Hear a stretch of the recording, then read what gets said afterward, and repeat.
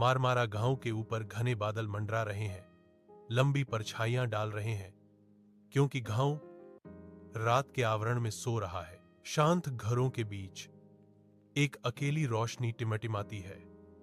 अंधेरे में एक प्रकाश स्तंभ रोशनी से जगमगाते घर के अंदर अयान एक पुरानी अलंकृत छाती को साफ करने में मग्न है। मंद चमक छाती पर जटिल नक्काशी को प्रकट करती है। अयान की केंद्रित गतिविधियां कार्य की गंभीरता को उजागर करती हैं। छाती में रहस्य और यादें हैं जो नरम गर्म रोशनी में नहाए हुए हैं। धुंधले कमरे में अयान को एक पुरानी तांबे की लालटेन मिलती है जिसकी सतह अजीब अपठनीय प्रतीकों से ढकी हुई है। दीपक से एक रहस्यमय गर्मी निकलती है जो सुप्त शक्ति के जागने का एक मौन संकेत है। दीपक धीरे धीरे चमकने लगता है जिससे हवा प्रत्याशा से भर जाती है और कमरे में डरावनी छायाएं पड़ने लगती हैं। अंदर से एक धीमी आवाज गूंजती है जो लंबे समय से छिपे रहस्यों का संकेत देती है और अब उजागर होने के लिए तैयार है। अयान के धुंधले घर के अंदर प्रत्याशा भारी है क्योंकि वह प्राचीन दीपक को रगड़ता है। टोंटी से एक गहरा साया इकट्ठा होना शुरू हो जाता है। हवा में घूमता और ठोस होता है। छाया आकार लेती है। उसकी उपस्थिति ध्यान आकर्षित करती है और कमरे को भर देती है। एक आवाज गूंजती है, प्राचीन शक्ति के साथ प्रतिध्वनित होती है।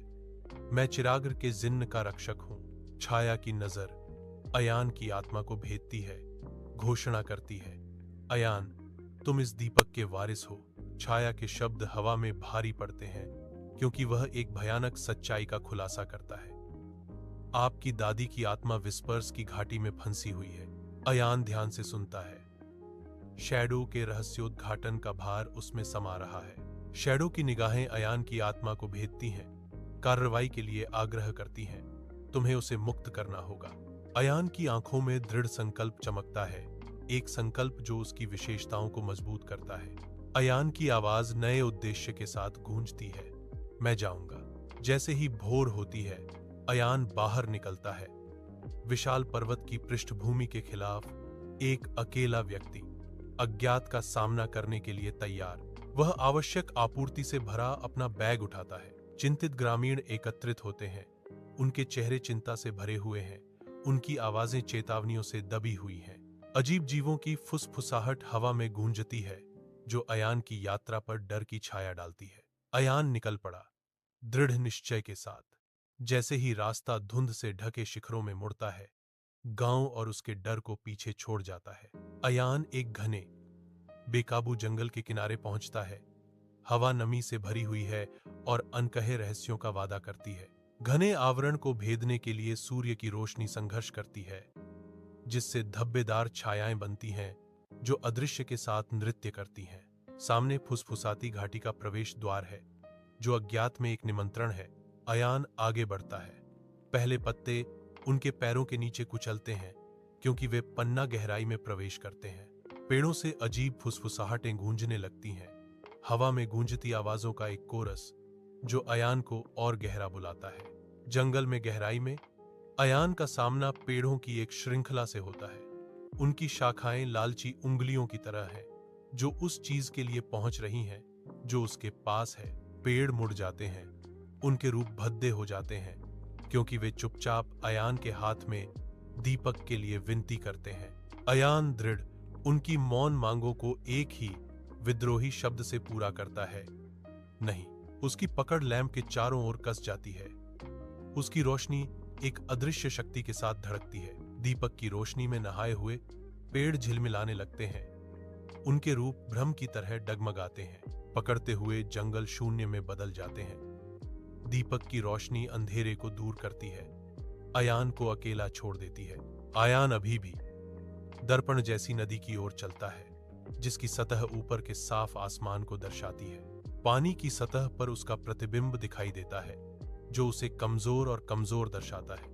अयान एक दीपक उठाता है। उसकी रोशनी तेज होती है क्योंकि वह एक निर्णायक कार्य के लिए तैयारी करता है। तेजी से अयान अपनी ही छवि को तोड़ देता है। प्रकाश टूटी हुई छवि पर बिखर जाता है। अयान फुसफुसाहटों की घाटी में कदम रखता है जहां परेशान करने वाली आवाजें उसके चारों ओर घूमती हैं। हवा अदृश्य आतंक से कंपन करती है। हर फुसफुसाहट एक ठंडा स्पर्श है। उसकी निगाहें दूर से दिख रहे एक अंधेरे भारी किले पर टिकी हैं। महल हल्के आकाश के खिलाफ एक तीखी सिलहूट के रूप में खड़ा है। आयान बिना डरे गूंजती अंधेरी गहराई की ओर बढ़ता है।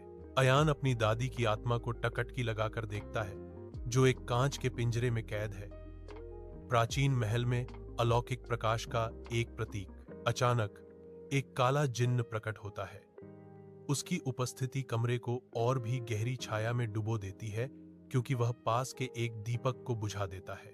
तत्काल प्रतिक्रिया करते हुए अयान सांस छोड़ता है। उसकी सांस जीवन का एक उछाल है, जो बढ़ते अंधेरे के खिलाफ दीपक की लौ को फिर से प्रज्वलित करता है। जिन अब कमजोर हो गया, राख में बदल जाता है। अयान की त्वरित सोच और साहस से उसकी शक्ति खत्म हो जाती है। अपनी कांच की कैद से मुक्त अयान की दादी की आत्मा ऊपर उठती है। धीरे धीरे महल के विशाल विस्तार में तैरती है। नए उद्देश्य के साथ अयान घर लौटता है। अब महल का नया रक्षक कथन गूंजता है, जो उसकी नियति को सील करता है।